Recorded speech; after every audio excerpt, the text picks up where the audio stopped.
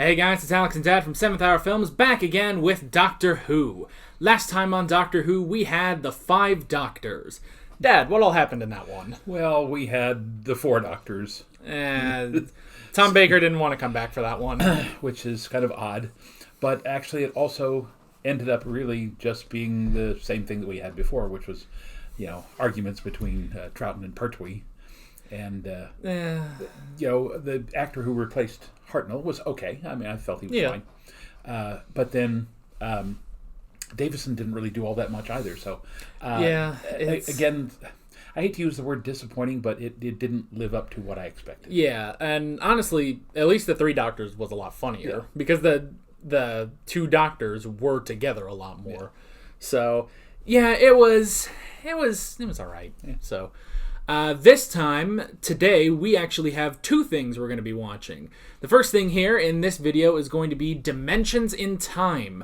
For the 30th anniversary of Doctor Who, they did a 20-minute crossover with the British soap opera EastEnders. Okay. Yeah, this is apparently very weird. And this is 1993, so this is already after the show had been taken off the air, so this is that period between the end of the show and the movie. And I believe by 1993, I'm pretty sure Troughton had died by then, but I don't think Pertwee had yet. So I don't know if they recast him or not. That would I was gonna say that'd be kind of weird, but they recast Hartnell a lot, so I mean they could. I don't know. I have no idea. Well, I have to admit, again, we were in England for 3 years, but the only soap opera that I remember was Coronation Street. And again, it was very much, the average, I don't want to say, lower class people, but they, it wasn't the kind of people you see in American soap operas who tend to be, doctors and lawyers and all these other people who have lots of money and don't have to go to everyday ordinary jobs. Yeah. And I think that was the appeal of Coronation Street. It was about ordinary people, and it was, it was really quite poignant in some places.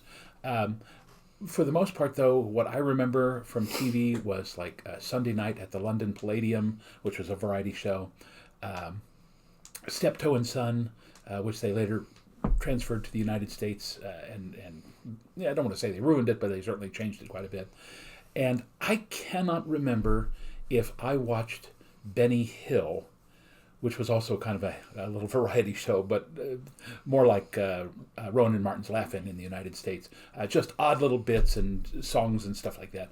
I can't remember if that was on when I was in England or if I saw that after I got back to the United States. So I tended to stay away from soap operas because, when you're a teenager, Yeah. And now I think EastEnders might have actually started in the 80s. So, and I did a little research before we started, and I didn't do much research, but I was like, okay, this started in the 80s. It has been going since the 80s continually, and they're at about 6,000 episodes by now. Wow. Yeah. And it just apparently pretty quickly became the most popular soap opera.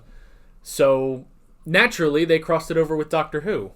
Makes sense. I mean, I guess if these are the biggest English properties on television, I guess that would make sense. I also remember vaguely seeing a comic book version where Doctor Who landed on the bridge of Star Trek The Next Generation's Enterprise. Yes, we did. I do remember that. I used to have that one. It was the 11th Doctor, and they were dealing with both the Borg and the Cybermen. And then they actually had, part of the story was also a flashback to when, the sort of thing happened previously where the 4th Doctor actually met Captain Kirk. So, and I've been wanting to track that down and read that again, now that I'm almost through the 11th Doctor's era, but... Well, there's also in Star Trek, there's that classic episode where the people from Star Trek Deep Space Nine actually go back to the original Star Trek series, and they cut them into those scenes from The Trouble with Tribbles, which was just, I mean, stylistically speaking, that was just fantastic because they had to match the costumes and then get them back into around corners, listening into, Kirk and McCoy and people like that. So I'm fascinated to see how Doctor Who fits into EastEnders. Yeah. This is, again, this is only like 20 minutes long, I think, and this was made for the BBC charity Children in Need, so we might have a bit of a lead-in with that. But yeah, I am curious how this is all going to work out. And one last thing to say before we start this out. Also going up today is going to be our reaction to The Curse of Fatal Death, which is the Rowan Atkinson Doctor. And we're going to be recording that right after this. And if you happen to be watching this video right the very second it comes out, just wait a few hours and that video will go out. And if you're watching this anytime after that, then it's already out. You can go watch that too. But with that being said, we might as well get right into this. Whatever this is. Dimensions in Time. Yep. All right, here we go. Crinkly bottom. Just having a little look there, Andy. Oh, my eyes go all funny. Sorry about that. Oh dear. It's really done my eyes. I think I need to see the doctor. In your new adventure, Dimensions in Time. Yes, I'm looking forward to seeing it myself. I'm in it, you know. Oh, they're going to watch Dimensions in And a lot of Time. my wonderful companions. Great, you'll need a pair of these. Oh, will I? These are the new 3D specs that you've got to wear for this. And all the villagers from Crinkly Bottom, put your specs on, please. There they go. Right, I hope you We got weren't your told specs to ready. put on specs, Don't by the let way, the sight so... of them put you off. Mistress Rani, the time tunnel is ready to receive its first guests. Proceed. Fated to wander a dismal corner of the universe for 20 years. Helpless, paralyzed. It'll drive them Turn this insane. off.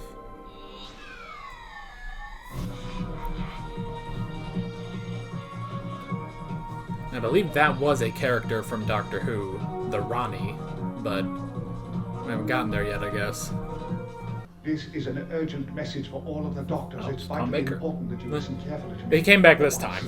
Our for full this. existence is being threatened by a renegade Time Lord known only as the Rani. She hates me. She even hates children. Two of my earlier selves have already been snared in her vicious trap. The grumpy one and the flautist, do you remember them? She wants to put us They're not going to show I was up. away and I drew back. Ace, what are you doing? You're not the doctor. Yes, I am, Ace. We seem to have slipped a groove in time. Where'd all these people come from? Ian, will you behave? Well, who are you? Precisely. I am the Doctor. Oh, no, you're not. You're nothing like my grandfather. Oh, it's I've been Susan. pulled backwards through time, and my companions are being drawn back with me. Ian! Barbara! Where are the others? You know, we seem to be flitting around in some sort of 20-year time He loop. does hold up well, doesn't he? 1973. Yeah, honestly. Feeding time at the zoo? The companions went in 2 by 2. Oh, he got a haircut. Isn't Noah's Ark, Doctor? It's Doctor. Doctor, too. Yeah.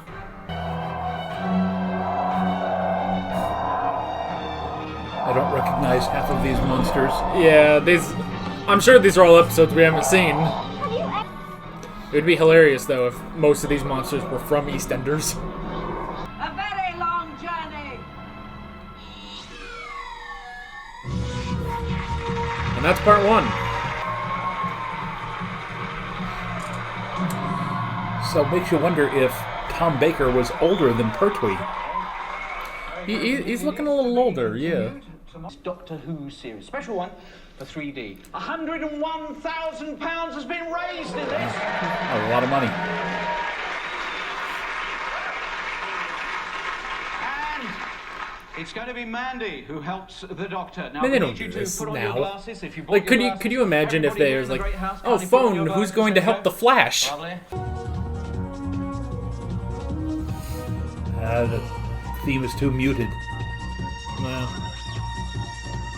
I don't know if that's the same theme, because that's a title sequence from McCoy's era, but I don't remember if that was the theme. You can't escape, Doctor. Man, if only the 5th Doctor had the sonic screwdriver. Goodbye, Doctor. They didn't write it off the You're show. all going on a long journey. Oh, thank God we got the car. Alas, there's no time for pleasantries. I must find my young friend. We'll see you soon, old chap. To all of you, I hope. I now have everything I want apart from one earthling.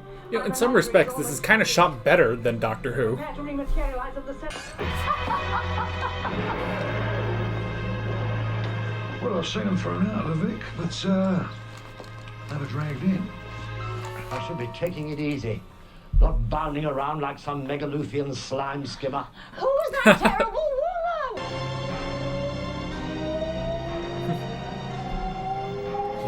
Halloween masks. Yeah. Well, there were 2 time brains in a computer, and I used it to propel her into the trap she set for me. So now your other selves are all free. Certainly I mean we, are difficult to get rid of. And that's it. Just threw her TARDIS in there.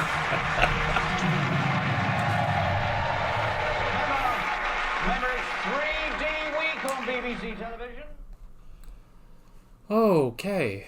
That's it. That's the whole... That's the end of it. Seriously, there's way more action than the 3 Doctors or the 5 Doctors. Yeah, and this technically had all 7 of them, but just not... I mean, they had Halloween masks of the first 2. Yeah, but even so, I mean, and it makes you wonder if they were able to get Tom Baker. Is this a situation like the 3 Doctors where they had to put Hartnell off screen because he couldn't move around? I mean, let's face it, he looked pretty old. He definitely, like... It's so weird because John Pertwee, yes, he has... It definitely looks like he's aged since we saw him in his episodes, but it's almost like Tom Baker has not only caught up, but surpassed John Pertwee's age. Yeah. And John Pertwee didn't look half bad. Yeah. And I think this is about 3 years before Pertwee died, so... Yeah, I hope I look that good when I'm that age. Yeah, and honestly, that's the other thing, too. It's like, all right, Tom Baker's looking pretty old in the 90s. Like, guy's still alive today, so... Yeah. Don't know what he looks like now. Looks like the Crypt Keeper or something, I guess. But it was interesting to see Davison and I always forget the 6th Doctor. Colin Baker. Colin Baker, yeah. That's the one with Ace. No. No? Sylvester McCoy is with Ace. And Colin Baker, he was on... we had him in Vengeance on Varos, where he was with... I'm only vaguely remembering him. That's that's all right. But yeah, I don't remember his companion's name from that one, but he was also... Okay, now I'm remembering him. Yeah. But he was also in The Holy Terror that we listened to with Frobisher. So now, was he in this just now? Frobisher? Or Colin Baker? He was. Okay. He was for a little bit. Yeah, but he put on a lot of weight. Yeah, and he kind of looked like he was balding a bit, too. So, honestly, like, I guess the only one that, other than Pertwee, that's, like, still kind of looks the same is Davison. Like, he got a haircut, his hair's a little darker. He still pretty much looks the same. And granted, he was the youngest when he took over. He was only 29 when he became the Doctor. And he was actually the youngest actor to portray the Doctor until Matt Smith, who took over when he was 26. So, that was interesting. Yeah. I'm sure there were like 80 references to EastEnders that neither of us caught. and even there at the end when it's like, all right, so Mandy's going to be helping the Doctor, and it's like, wait, did she? Was that her at the end? I guess. Yeah. I'm not sure. But the only obvious one that I would have thought was the guy standing outside the pub who said, I've seen him throw them out before, but I've never seen one drag one in. So, I mean, that was pretty obvious. And maybe, like, some of the people, like, work in the stands and stuff. Like, I would imagine they were characters on the show. But, yeah, for the most part, we're paying attention to the Doctors during all this. Yeah. So, okay. So, I did take a couple notes. I don't imagine this is going to be a very long discussion. No. But the first thing I wrote down was the setup, which I guess sort of ties into the overall note of just the framing of this is just a TV show. We're just watching, and then John Pertwee showed up, to sort of lead into it. I did like that. I don't think you get shows like that nowadays. like, you know, I was even saying, like, you know, you don't see where it's like, oh, you know, call in on one of these numbers to see who will help the doctor. It's like, man, I wish we could do that. Like, oh, see who from some random soap opera is going to help the Flash in tonight's episode. You know, like, that would be hilarious. But we don't do that anymore. And it's like, but that was funny. That was interesting. Like, you know, because we've watched something from every Doctor at this point, and so it's like, okay, let's see what, you know, the show was like back then. But this is getting a look at, this is what just television was like, not just the show, but just television was like in the 90s. But that was definitely interesting, and the fact that, you know, everyone put on their 3D glasses and stuff, and it's like, oh, this is a special 3D week on the BBC, and it's like, okay, cool. We didn't watch it in 3D. That 3D TV is really very painful. Bad enough in the movies, but 3D television is... Yeah, well, and I'm sure back then it would have been... I guess would it have been the red and blue? Pretty much, yeah. Yeah, even though, like, you know, we had the framing device of, okay, this is, you know, the... Like, put on your 3D glasses... Didn't look any different, you know, for us watching in 2D. When they put it out like this, of course, they have to re-engineer it so that it's not in 3D. Yeah. But the thing I'm thinking about, the why it's on TV and why it would be more painful is, in a movie theater, you're all oriented directly towards the screen, whereas at home, like our living room, you know, your brother's off to the side and I'm kind of off to the side, and and if you were trying to watch 3D from where you normally watch TV, you wouldn't be able to see it because I sit at an angle. Yeah. I mean, well, no, I guess if we had watched this in 3D, which that would have been hilarious if I saw, because, you know, I go through the schedule maker's notes and stuff to see, you know, what we need to know. It would have been hilarious if at the end it's like, buy 3D glasses, and I had just been like, all right, so here you go, we're going to react in 3D. I hate 3D. I just hate it. 3D, and yeah. Because I've seen a couple 3D movies. Like, I saw Age of Ultron in 3D on opening day. I didn't like it. I don't see a purpose to it. Just watch the movie. So, but yeah, that was interesting. And I remember when I was a kid, they showed some kids movie on Cartoon Network in 3D. But the problem is, like, okay, it was made with the 3D in mind. So everyone's making dumb 3D jokes. I'm glad that wasn't here. It wasn't, you know, the Doctor just shoving the sonic screwdriver in your face or something. But it's like, so it's like, okay, this is in 3D, but you can still watch it and it's fine. Do you remember when we went to Disney World? You were very, very young, I realize, but we went into the big theater and saw an early version of Pirates of the Caribbean, not the movie, but the Disney show, and it was one of those things where, you know, they deliberately would throw spears towards the audience, and they would spray or they throw water at the camera, and then the mist would come down. Yeah. So. Or I don't remember if this was 3D, but this was more recent when we went to Texas.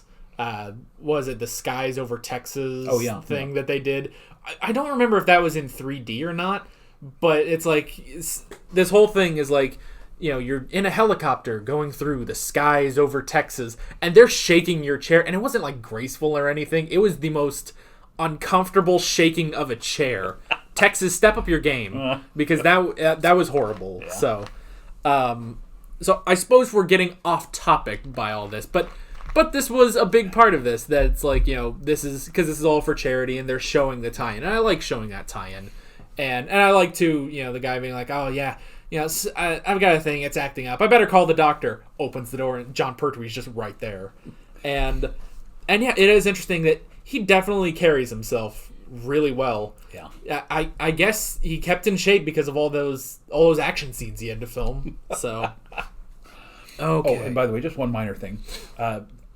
We had the closed captions on right at the beginning. For a little bit. And the villain, they listed her as the Rani, but it was Ronnie. Yeah, that's wrong. Yeah, it would be like Rahni or Rahnee. I believe it's Rani. So, but it's supposed to.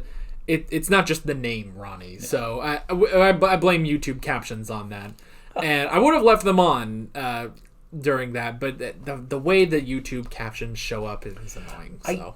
All right, again, don't quote me on this, but I would swear that the Rani is a title possibly used in the 1800s in the British Empire in India or Afghanistan, in that region. It sounds very familiar, but I can't quite place it. That would make sense because I've heard of this character before, and she is apparently another renegade Time Lord like the Doctor or the Master, and that's why she has a name like that, the Rani, like the Doctor or the Master. So now this being our introduction to this villain, who is apparently like somewhat of a major villain. I mean, not, from what I can tell, not as big as the Master, but somewhere along the same lines. As an introduction to her, this might have been a weird place to get introduced, but that's okay. Yeah, I mean, she's fine. What a great villain. Yeah, it definitely worked. It's also interesting that they chose her for the villain instead of the Master, because like, okay, we're doing this 20-minute thing for Doctor Who. It's like, let's bring in some big villains. Like, okay, no Master, no Daleks. We had a Cyberman, but that's about it. Yeah. And then 20 other monsters that neither of us recognize because we haven't seen those yet. So yeah, but she was all right, and she definitely worked. And I do like that, because this is like, okay, well, we're bringing back all the Doctors, but they did it in such a short time span, but it just worked. And it's like, because in the 3 Doctors, like, okay, the Time Lords get the first 2 Doctors to help the 3rd Doctor, or in the 5 Doctors, like, okay, the Lord President is gathering all the Doctors to find the tomb of Rassilon for him. And it's like, in this one, it's like, she's just trying to get rid of all of them. It's like, it's and I guess that is sort of what the Master said last episode, where it's like, killing you once was never good enough, so I want to kill all of you, basically. So, and again, this is just a minor point, but the idea of suddenly flashing between them and they're changing, to me, it's still, I think probably the greatest thrill for Doctor Who fans, certainly is for me, is when you actually see all of them together in the same scene. Yes. Because, I mean, even if they just stand there and stare at each other, that's the continuity. That's where you think, geez, this goes all the way back to 1963, and here are all of these characters all standing in the same spot. Yeah. Well, and I also thought, like, last episode, where, they showed at the beginning a clip from Hartnell, and then they went into, okay, now here's where, the 20th anniversary, and I thought, like, okay, let's say you were watching this as a kid, watching Baker and Davison, and that's where you are. It's like, you wouldn't have a connection to the first Doctor at that point, because you weren't alive in the 60s. And then the people who were kids when they watched Hartnell, now they're adults, but it's like, but the fact is they still keep that continuity. They still keep, like, no, this is important. We are bringing back every Doctor, even if our whole audience hasn't seen every Doctor. We are going to bring all of them back in some form. So, which here they did the best they could. They decided against recasting the first and second Doctors, and they did bring back the other 5 at least. Yeah. And I do like just how fast they were going through them. Like, because yes, it would be cooler if we got more interactions between them, but the fact that they just kept cycling through all 5 of them. Well, 4 of them, because Baker was still just in another room. But cycling between the 4 of them, I thought that was really funny. And, just swapping all the companions. Here's the 6th Doctor with Susan. And here's...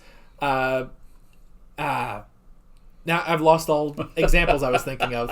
McCoy. That's it. McCoy and Sarah Jane, or K9. And it's like, okay, that is interesting. Let's mix them all up, really. Which they tried to do that last episode, when it's like, okay, here's the first Doctor and Tegan. They didn't do much with it, though. Yeah. So that was interesting. And yeah, I guess it was also interesting just how many companions they brought back as well. I noticed, like, okay, they brought back Joe Grant for a few lines. There's Sarah Jane. They brought back Ace.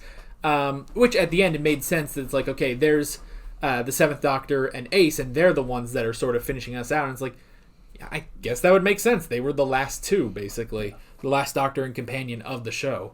So it does make you wonder, though, too, about if they can bring back Susan, even though Susan was, a teenager in the 60s.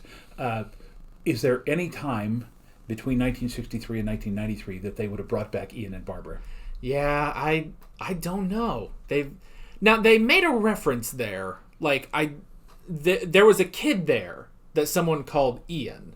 So I was wondering, like, was that supposed to be Ian? But it's like, that's weird. That's probably a character from EastEnders, so. I guess, but it's like, I guess. And that is the problem of we don't know EastEnders. Yeah. So, I guess it could be that. But, yeah, it is interesting that they never bring back Ian and Barbara. So, and I know there's a point in the modern spin-off, the Sarah Jane Adventures, she references where a bunch of companions are in the modern day, and she does reference Ian and Barbara. It's like, oh, there's a couple school teachers that apparently haven't aged since 1963, and that just makes me think, like, what happened there? Because she references, like, every single companion, and those are the only two that it's like, well, they haven't aged since the 60s, and it's like, wait, why? Wait, I need to know that story. What happened there? But yeah, I have no idea if they ever bring the two of them back. And by the way, just so anybody's wondering, we are not going to review all 6,000 episodes of EastEnders. So just no, this was a one-off for EastEnders. So it will be a miracle to get through all of Doctor Who. Yeah. So but yeah, I guess that's pretty much that. It was fun. It was. It was definitely interesting and short and. I just wish that the people who had done 3 Doctors and 5 Doctors had done something more like this.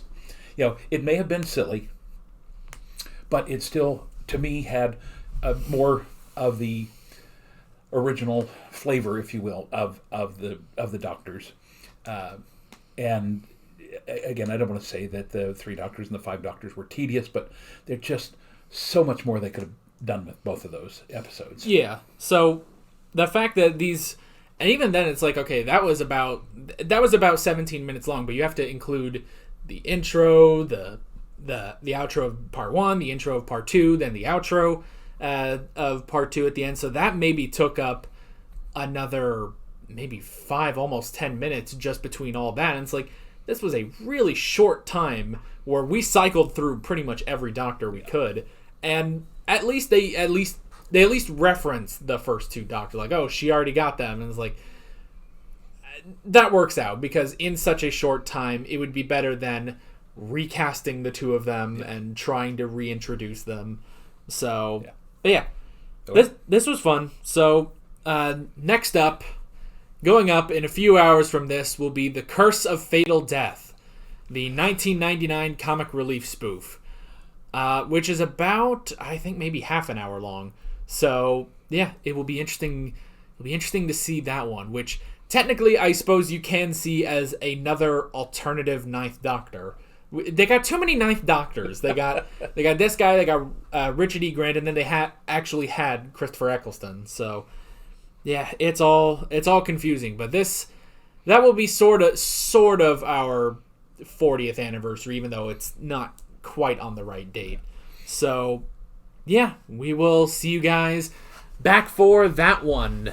Yeah, with all that being said, we're Alex and Dad from 7th Hour Films, and we will see you guys next time. Take care. Alright guys, thanks for watching this video. If you want to watch more of our Doctor Who reactions, you can click on the playlist, you can subscribe if you haven't done that already, and be sure you hit that notification bell. You can support me on Patreon and follow me on social media, links below in the description. See you guys later.